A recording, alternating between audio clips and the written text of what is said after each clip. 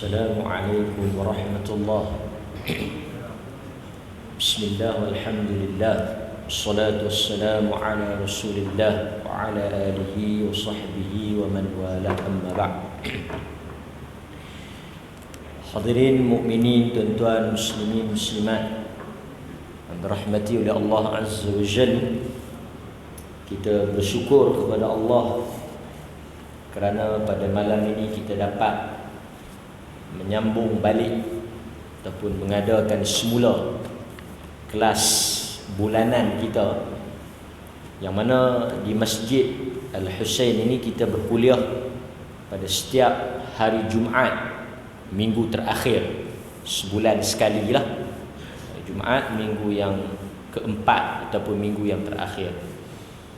Walau bagaimanapun beberapa kali kita tidak dapat hadir kerana ada kekangan dan halangan, alhamdulillah dengan izin Allah Subhanahu wa taala kita dapat pada malam ini bertemu dan bersua muka, dan kita memberikan sedikit masa dan ruang kita, peluang yang diberikan ini untuk kita duduk mendengar hadis-hadis Nabi sallallahu alaihi wasallam.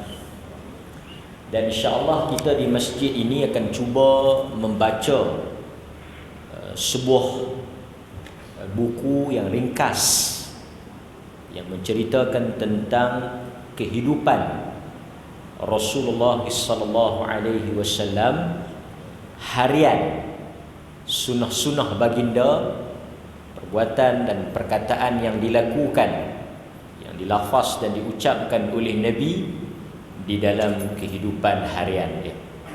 Mudah-mudahan tuan-tuan, bermula daripada awal pagi kita bangun, kita dapat mencontohi dan menghidupkan sunnah, sehinggalah kita balik dan kita menutup mata atau mengakhiri hidup kita ini juga dengan sunnah Nabi sallallahu alaihi wasallam. Nabi juga seperti kita, berkeluarga, ada kehidupan, mencari sumber rezeki, bersosial, ada perkara-perkara yang dia lakukan itu tidak pelik atau tidak luar biasa daripada apa yang kita lalui. Sebab itu sepatutnya sebagai pengikut dan umat Nabi sallallahu alaihi wasallam mengetahui apa yang dilakukan oleh Nabi sallallahu alaihi wasallam dalam kehidupan harian baginda. Bagusnya buku ini ataupun ringkasan daripada apa yang kita akan baca ini, dia bermula seawal pagi hari. Bermula seawal daripada subuh. Nabi bangun daripada tidur, apa yang dilakukan oleh baginda. Kemudian selepas daripada subuh, tengah hari, petang, malam, sehinggalah kepada saat dan detik Nabi melelapkan mata. Semua itu dirakamkan dengan detail, terperinci di dalam hadis-hadis Nabi sallallahu alaihi wasallam. Tidak ada manusia yang saya rasa kehidupan mereka itu direkodkan sedetail ini, dicatatkan setiap patah perkataan, tindak tanduk baginda itu begitu lengkap. Kerana inilah uswah yang kita akan jadikan sebagai teladan. Walau bagaimanapun tuan-tuan, bila kita nak baca tentang kehidupan Rasulullah, sebelum kita mulakan bacaan kita, elok kiranya kita melihat sedikit perbincangan di kalangan ulama tentang pembahagian perbuatan Nabi sallallahu alaihi wasallam. Kerana yang kita nak baca ni apa yang Nabi buat, apa yang Nabi makan, apa yang Nabi minum, bagaimana geri Nabi, tutur katanya, sikapnya, pergaulannya. Itu yang kita akan baca. Maka elok kita melihat sedikit perbincangan di kalangan para ulama tentang pembahagian perbuatan Nabi, sunnah Nabi ini. Secara umumnya tuan-tuan, di kalangan para ulama, mereka menyebut bahawa perbuatan Nabi SAW atau sunnah baginda terbahagi kepada dua. Baru bila kita baca nanti kita boleh faham. Terbahagi kepada dua kategori. Ini selalu kita sebut dan kerap juga kita ulang. Yang pertama, kata para ulama, perbuatan dan perkataan Nabi yang bersifat tasyri'iyah, sesuatu yang disyariatkan. Sunnah, perbuatan, perkataan, pengakuan, sifat Nabi yang berbentuk syariat, yang kita disuruh, diperintahkan untuk ikut. Sesuatu yang Nabi buat sebagai seorang Nabi, sebagai seorang Rasul. Perbuatan itu berasaskan wahyu. Maksudnya Nabi bertindak itu sebagai seorang Rasul. Perbuatan itu diperintahkan, diajar oleh Allah Subhanahu wa ta'ala. Umpamanya seperti perbuatan Nabi di dalam salat. Sallu kama ra'aitumuni usalli. Salatlah kamu seperti mana kamu melihat aku salat. Berdirinya Nabi, rukuknya Nabi, sujudnya Nabi, i'tidalnya, perbuatan daripada takbiratul ihram hinggalah kepada salam, semuanya itu adalah perbuatan yang disyariatkan, diperintahkan, perbuatan yang diajar oleh Allah kepada Nabi-Nya, dan kita kena ikut. Bila berhubung dengan salat, yang ni syariat. Nabi tidak bertindak berdasarkan kepada nafsu dia atau berdasarkan kepada keinginan dia, tapi yang tu wahyu. Apa lagi? Haji umpamanya, tawaf, sa'i, bercukur, melontar, wukuf. Apa itu? Manasik. Manasik haji. Ibadat, kaifiat, tata cara menunaikan haji. Yang tu pun perbuatan yang berbentuk syariat. Khudhu anni manasikakum. Nabi SAW bersabda, khudhu anni, ambillah oleh kamu daripada aku, belajar daripada aku. Khudhu anni, ambil daripada aku, belajar daripada aku, tengok manasikakum. Manasik, macam mana kamu nak menunaikan haji. Jadi perbuatan Nabi melontar 7 kali, melontar di Jamratul Aqabah, Jamratul Ula, Wusta dan sebagainya, bermalam di Mina, bermalam di Muzdalifah, berwukuf di Padang Arafah, tawaf, sa'i dan sebagainya, bercukur, itu adalah syariat. Perbuatan sebagai seorang Rasul, perbuatan yang disuruh oleh agama. Yang tu kita kena ikut. Tetapi ada di sana perbuatan-perbuatan Nabi SAW yang ghair tasyri', yang tidak disyariatkan, ghair tasyri'iyah, yang tidak disyariatkan. Artinya perbuatan Nabi itu, tindakan Nabi itu, perbuatan dia, tindak tanduk dia itu, sikap itu adalah bukan suruhan agama. Maknanya bukan daripada wahyu lah, tetapi dia buat sebagai mungkin tabiat manusia, kebiasaan manusia, keinginan sebagai seorang manusia. Jadi dia ada dua lah. Kita boleh tengok macam ni, nak bagi mudah. Nabi SAW berpakaian jubah ni, sebelum daripada jadi Rasul lagi, dia dah pakai. Itu satu contoh.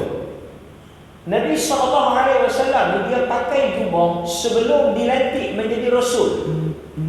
Artinya pakaian jubah itu tidak ada urusannya dengan agama, tidak ada kaitannya dengan agama, kerana pakaian Nabi itu sudah dipakai sebelum dilantik menjadi Rasul, sebelum diutuskan menjadi Rasul. Itulah pakaian dia. Artinya dia pakai itu bukan kerana dia tu Rasul, tapi kerana itulah pakaian dan juga budaya di situ. Apa lagi yang Nabi buat sebelum jadi Rasul? Kebiasaan Nabi sebelum jadi Rasul, dari sudut makan minum, pakaian dia, makan minum dia, Ada tak beza apa yang Nabi makan sebelum jadi Nabi dengan selepas dia jadi Nabi? Sebelum dia jadi Nabi, dia makan roti, dia makan minyak zaitun, dia makan cuka, dia makan kambing. Makanan-makanan yang dimakan oleh orang Arab. Sebab dia dilahirkan di tanah Arab, membesar sebagai orang Arab, hidup dalam budaya Arab, makanannya Arab, pakaiannya Arab. Apa lagi? Suasana kehidupannya itu adalah suasana Arab. Jadi Nabi sebagai seorang Arab dengan Nabi sebagai seorang Rasul berbeza. Melainkan kalau tuan-tuan kata sebelum itu dia pakai lain, lepas jadi Rasul dia tukar dia pakai lain. Mungkin pakaian tu ada kaitan dengan agama. Jadi kita nak bezakan. Sebab itu sebagai contoh. Aisyah radhiyallahu anha. Sekali lagi bila kita baca dalam kehidupan ni kita boleh klasifikasikan. Yang ni dia buat sebagai manusia biasa, sebagai kata apa? Seperti kita. Ada juga yang dia buat sebagai seorang Rasul. Kan? Pasal apa kita kena differentiate? Pasal apa kita kena bezakan? Kita kena tahu yang ni yang Nabi buat sebagai suruhan agama, seorang Rasul. Yang ni Nabi buat sebagai perbuatan, sebagai manusia. Kerana kita dituntut, disuruh ikut, disyariatkan. Tasyri'iyah tu hanya yang berkait dengan agama. Adapun perbuatan pengamalan Nabi sebagai orang Arab, dari sudut pakaiannya, makanannya, budayanya, kehidupannya itu, kita tak disuruh ikut. Kita tak berdosa kalau kita tak ikut. Kalau kita tidak hidup seperti budaya yang Nabi hidup, budaya Arab, kita tak berdosa. Kita hanya berdosa apabila kita tidak ikut Nabi di dalam soal yang disyariatkan kita ikut. Saya bagi contoh macam inilah. Tuan-tuan makan roti ke makan nasi? Tuan-tuan makan apa? Dalam kehidupan tuan-tuan tentu berbeza makanan tuan-tuan dengan makanan Nabi SAW. Walaupun kadang-kadang tuan-tuan bantai lah juga nasi Arab tu. Kan? Nasi Arab apa semua tu tuan-tuan makan juga lah kadang-kadang kan. Tapi tak ada riwayat sotong goreng tepung. Tak ada riwayat belangkah. Tak ada riwayat ikan bakar. 3 rasa apa semua tak ada riwayat. Soalnya itu makanan. Makanan itu selagi mana dia halal, selagi mana dia adalah makanan yang dihalalkan oleh Allah, maka Allah benarkan. Maka tak jadilah seorang itu bukan Muslim hanya kerana dia tidak memakan makanan yang dimakan oleh Nabi sallallahu alaihi wasallam. Sebagai contoh. Dalam hadis yang diriwayatkan daripada Aisyah radhiyallahu anha, kata Aisyah, kana Rasulullah sallallahu alaihi wasallam yuhibbul halwa wal asal. Adalah Rasulullah sallallahu alaihi wasallam, kata Aisyah, kana Rasulullah yuhibbul halwa, baginda suka, dia suka, Nabi suka apa dia? Halwa, manisan, halawiyat. Nabi suka manisan, Nabi suka benda-benda manis. Wal asal dan madu. Wallahu a'lam. Di hujung usia Nabi, berat badan Nabi naik. Nabi gemuk sikit masa di hujung usia. Apa bukti Nabi gemuk? Jadi dia berisi sikit. Nabi sebut dia lawan lari dengan Aisyah radhiyallahu anha, riwayat dia berlawan lari, berlumba. Aisyah berlumba dengan Nabi kan. Nabi menang pada awalnya, kemudian bila Nabi berisi sikit, Nabi SAW kalah. Kan hadis yang Nabi lawan lari dengan Aisyah. Wallahu a'lam. Di hujung-hujung usia juga kita dapati ada hadis-hadis yang menunjukkan Nabi SAW kerat, kencing. Jadi dakwaan yang kata Nabi tak sakit, dakwaan yang tidak benar atau dakwaan yang tidak berasas. Ada kata Nabi tak sakit, gaya hidup Nabi gaya hidup sihat. Nah, kita baca dalam hadis-hadis Nabi sakit, Nabi demam di hujung usia dia, Nabi diracun, kan? Nabi cerita dalam hadis. Sebab Nabi bashar, sakit, demam, letih, mengantuk, itu tabiat manusia. Kita tak boleh baca Nabi ni macam super yang orang tu macam Superman, Iron Man tu, kan? Iron Man, tengok Iron Man, Superman yang apa, kena batu pecah dia tak ada apa. Hatta Nabi bila dalam perang luka, patah gigi, berdarah. Tuan-tuan tak boleh baca Nabi itu Superman, super power. Tak. Dia bashar. Sebab itu bila dia pergi perang, dia pakai baju besi. Dalam peperangan Uhud, dia dipanah sehingga sahabat gigit panah tu cabut, patah gigi sahabat tu. Pasal nak cabut panah yang kena pada Nabi. Tidaklah pula Nabi tepi dengan tangan dia, puk, kena patah. Tak ada. Itu bukan sifat Nabi sallallahu alaihi wasallam. Nampak? Okey. Jadi bila Aisyah radhiyallahu anha kata Nabi sallallahu alaihi wasallam suka manisan, dia suka asal, suka makan madu. Kata para ulama, Aisyah cerita apa yang Nabi makan, tetapi Nabi sendiri tidak kempen orang makan. Dan kita tahu madu dan manisan ini sebahagian daripada makanan budaya Arab. Dan apatah lagi zaman kita nak dapat madu yang betul, yang original ni susah. Madu tipu banyak.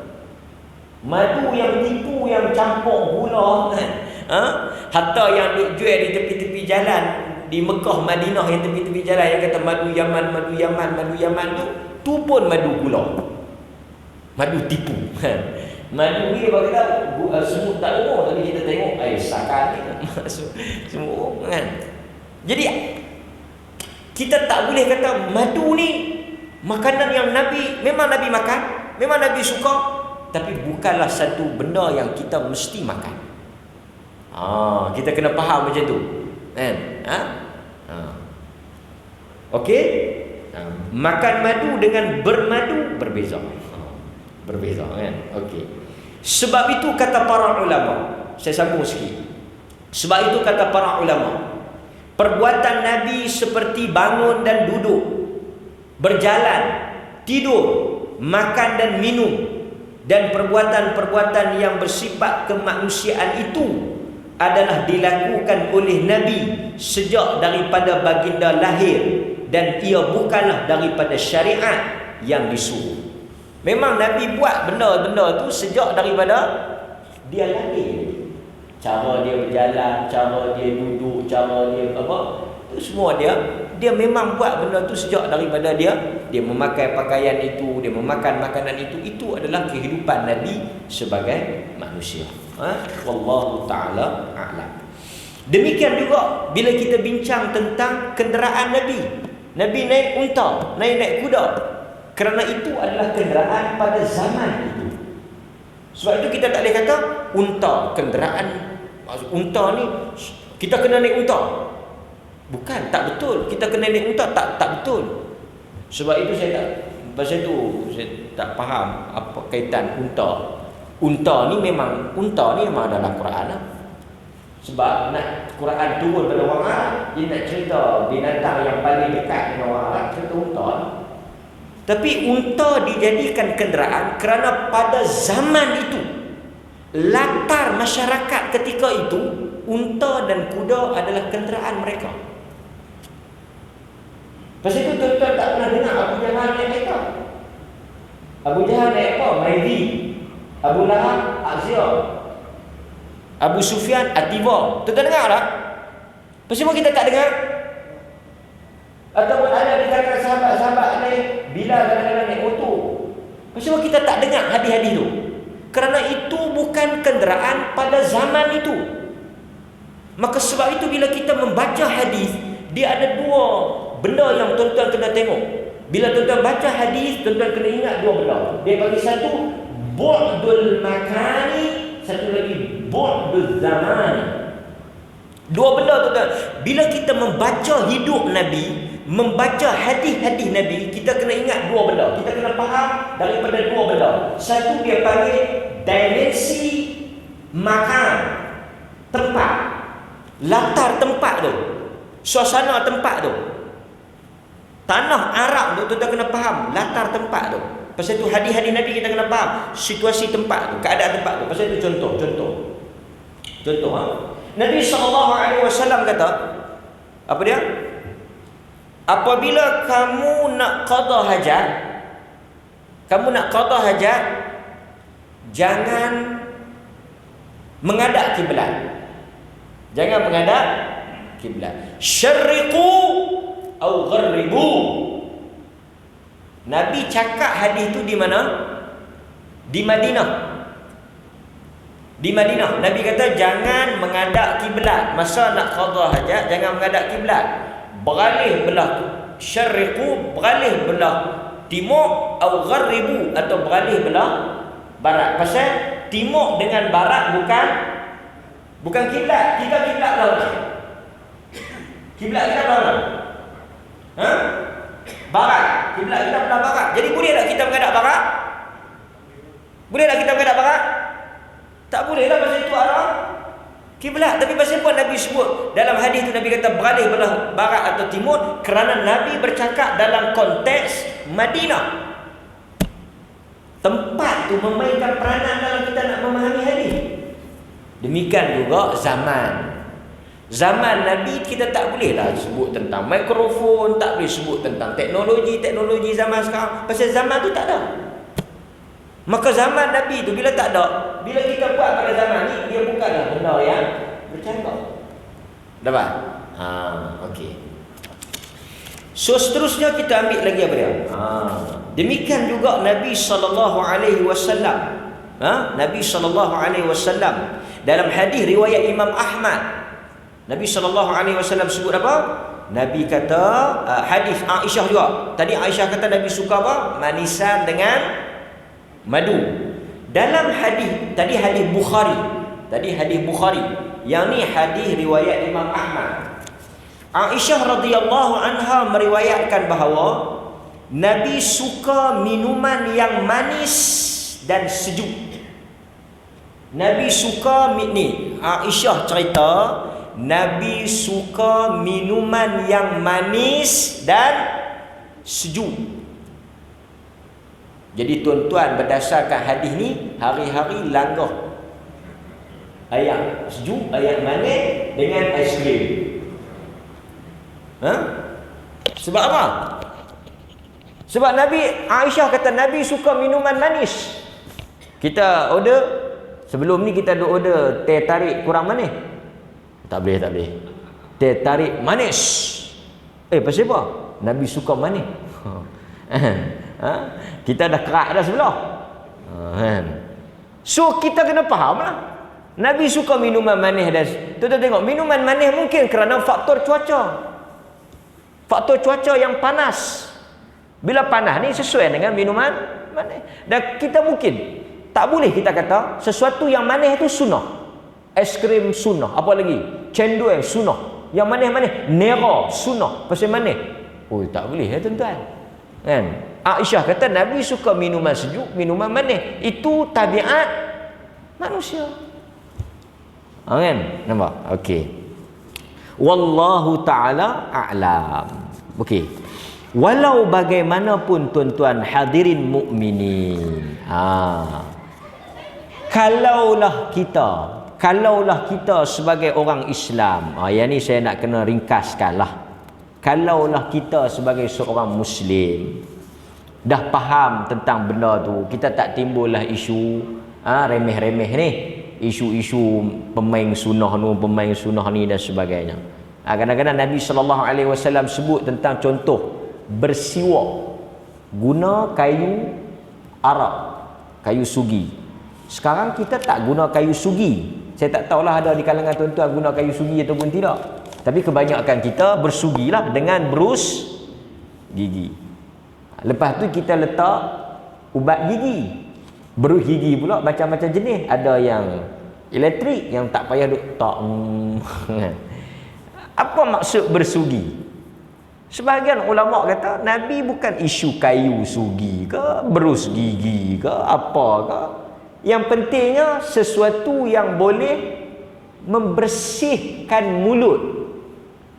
Membersihkan mulut dan mewangikan mulut. Itu tujuan kepada bersiwak.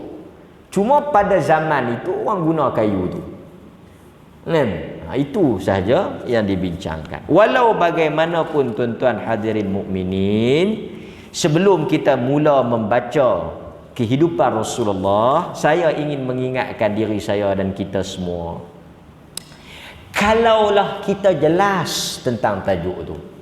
Saya malam ni pakai jubah. Tadi kata jubah bukan syariat. Kan?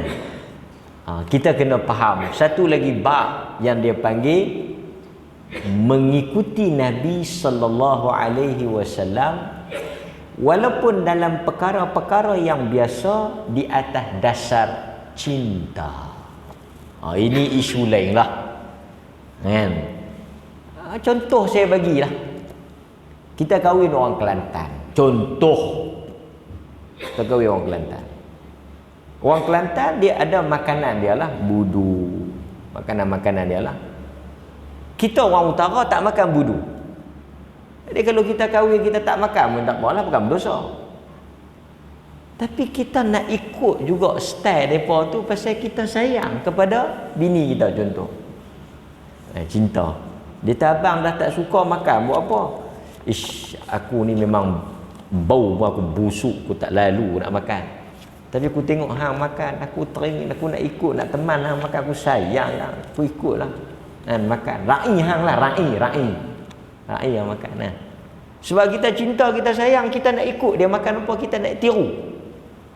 Maka sebab itu tuan-tuan, sesiapa sahaja di kalangan umat ini meniru atau mencontohi, mengikuti, meneladani Nabi dalam perkara-perkara yang bukan syariat sekalipun, yang dia lakukan itu di atas alasan hubbun Nabi, kerana dia cinta kepada Nabi, kerana kasih kepada Nabi, sayangnya dia kepada Nabi, maka dia mendapat pahala di atas cinta itu. Maka siapa yang pakai jubah, orang tanya pasal apa hang pakai jubah? Aku suka pakai jubah ni pasal Nabi pakai, aku cinta, aku nak ikut Nabi, aku nak tiru apa yang Nabi pakai, aku nak ikut apa yang Nabi suka pakai. Pakai warna putih pula, Nabi suka pakai jubah, Nabi pakai warna putih, dia ikut, dia contohi, dia dapat pahala. Tapi tidaklah bermakna orang yang tak pakai jubah tu berdosa. Kalut kita. Nampak? Okey. Sebagai contoh tuan-tuan, siapakah manusia yang paling kuat, yang paling keras mengikuti Nabi? Tak kira lah benda tu Nabi buat sebagai Nabi ke, Nabi buat sebagai manusia ke, Nabi buat ada sebab ke, tak ada sebab ke, dia tak kira. Dia kira Nabi buat, dia ikut.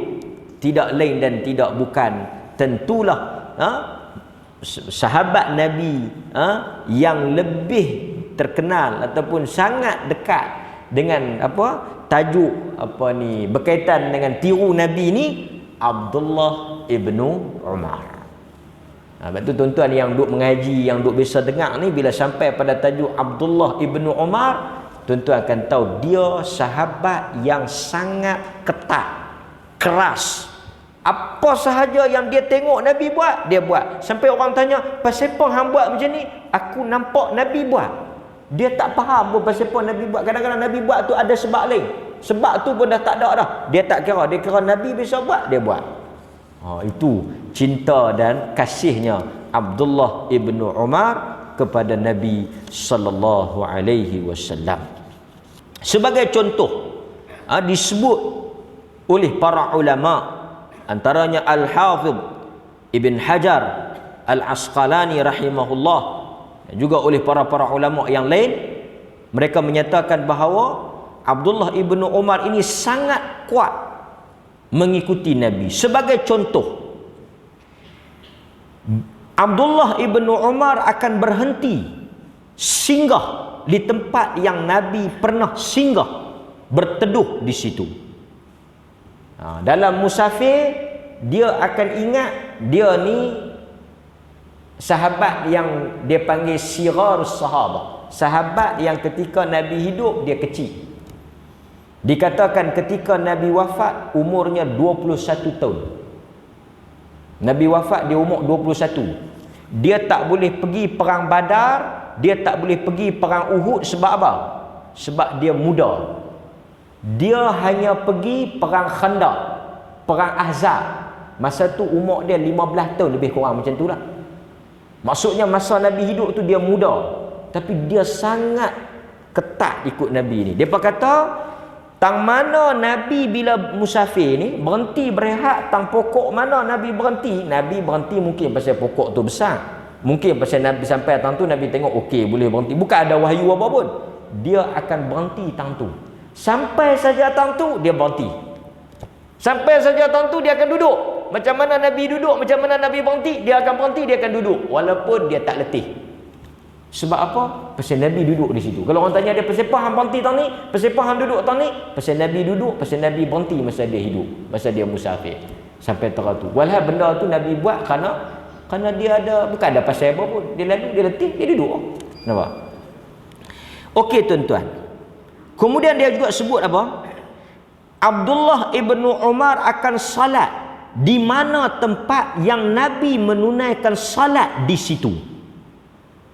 Sehingga kan tuan-tuan, dalam riwayat sebut pokok yang Nabi berhenti berteduh itu disiram, dijaga oleh Ibnu Umar supaya pokok itu tidak mati. Sampai tera tu ada satu pokok Nabi berhenti di situ, dia duk pi jurus, dia duk pi jaga tak bagi pokok tu mati, biar pokok tu hidup supaya dia boleh pi duduk di situ.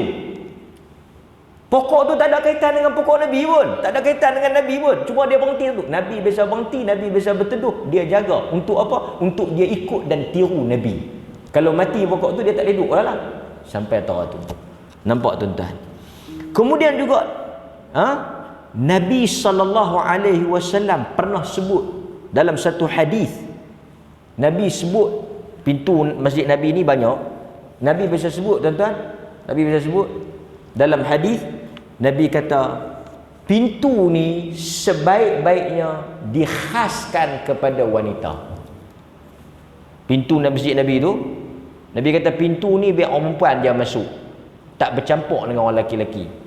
Macam pandangan, cadangan lah. Dalam hadis tu kata apa? Abdullah ibnu Umar selepas Nabi sebut perkataan tu, dia tidak lagi masuk daripada pintu tu. Semenjak Nabi kata pintu ni seeloknya bagi kaum perempuan masuk lah. Nabi tak kata tak boleh masuk orang lelaki-lelaki, tapi Nabi khaskan. Nabi kata tak bagi orang perempuan masuk lah kan. Dia tak masuk dah. Sejak Nabi sebut perkataan tu, dia tak masuk lah. Punya nampak? Kemudian tuan-tuan, dia juga suka mewarnakan janggutnya dengan warna kuning. Buh warna kuning. Buh color ni tuan-tuan kena dengar bagi habis. Tempat kita kalau tak ada color kuning jangan duk buh. Sekali dia jadi syuhrah. Orang tanya kepada Abdullah ibnu Umar, kenapa engkau memilih warna itu? Aku memilihnya kerana aku melihat Nabi memilih warna itu, kata Abdullah ibnu Umar. Inilah beberapa contoh yang saya cerita tadi. Yang saya sebut tadi, ada tak kaitan dengan syariat? Tak ada. Tapi kenapa Abdullah ibnu Umar buat? Kerana cintanya kepada Nabi sallallahu alaihi wasallam. Jadi tuan-tuan, kalau ada kita belajar yang ni Nabi buat sebagai Nabi, yang ni Tuhan suruh, yang ni ada kaitan dengan agama, yang ni perbuatan dia sebagai manusia, kita belajar, kita nak tahu. Tapi kalau ada orang nak buat kesemua perbuatan itu, mencontohi setiap perkara yang dilakukan oleh Nabi, kesukaan dan kecintaan Nabi, semua dia amal seperti Abdullah ibnu Umar, ini satu kebaikan dan kehebatan pada orang tersebut. Di samping itu kita jangan mempertikaikan mungkin sebahagian orang dia tak buat apa yang Nabi buat sebagai manusia biasa. Nampak tuan-tuan? Masuk waktu? Ha? Belum? Okey. Jadi bolehlah kita setelah mendengar muqaddimah itu, setelah mendengar introduction itu, penjelasan ringkas tentang perbuatan Nabi tadi ini dan sikap kita dengan amalan Nabi, kita mula membaca tentang kehidupan Rasulullah sallallahu alaihi wasallam bermula daripada awal pagi. So eloklah tuan-tuan dengar tajuk ni malam, esok subuh Sabtu kita mula praktik. Kita mula amal. Mungkin sebahagiannya kita dah amal. Sebahagiannya kita dah buat. Kita tengok tak kala cahaya fajar mula menerangi kegelapan malam di Madinah, terdengar laungan azan Sayyidina Bilal. Nabi yang ketika itu sedang tidur untuk berehat kerana kepenatan berjaga malam. Nabi sifat dia macam mana? Selepas Isyak dia tidur. Jadi tuan-tuan yang nak ikut Nabi lepas Isyak terus tidur. Ada hadis Nabi tak suka bercakap selepas Isyak. Jadi kalau tuan-tuan tanya macam mana gaya Nabi lepas Isyak, dia terus tidur. An-Nawawi radhiyallahu anhu sebut makruh bersembang tanpa sebab selepas Isyak. Nabi tidur. Okey, jadi kita balik rumah, kalau tak ada apa, kita makan sikit, kita tidur. Lepas Isyak, bukan lepas Maghrib. Okay, lepas Isyak kita tidur. Tapi kalau ada orang main di rumah ke apa ke ziarah ke apa semua, tak apalah, kan? Okey. Selepas Nabi tidur, Nabi akan bangkit. Nanti kita akan sambung. Tapi tak apa. Yang ni dengar azan, Nabi bangkit. Apabila Nabi bangkit, tuan-tuan tengok apa yang Nabi buat. Nabi memulakan dengan doa. Ini kita nak buat dah. Ini kita cerita daripada start Nabi bangkit.